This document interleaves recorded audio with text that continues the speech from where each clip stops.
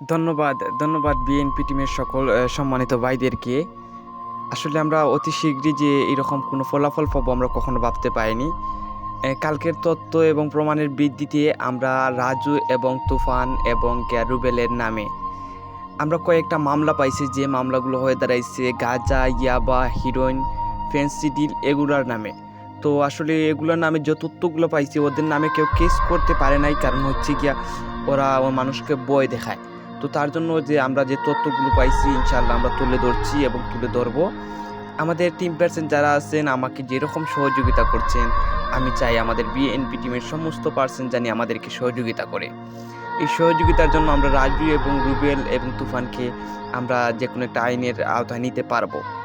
আমি চাই যে এইরকম অবৈধ ব্যবসায়ী, এইরকম মানুষ পাচারকারী, এইরকম যে মানুষের সমাজের কাছে কলঙ্কিত একজন লোক, এইরকম লোককে আমাদের দেশে দরকার নেই। কেমন আছে সবাই? ভালো থাকবেন।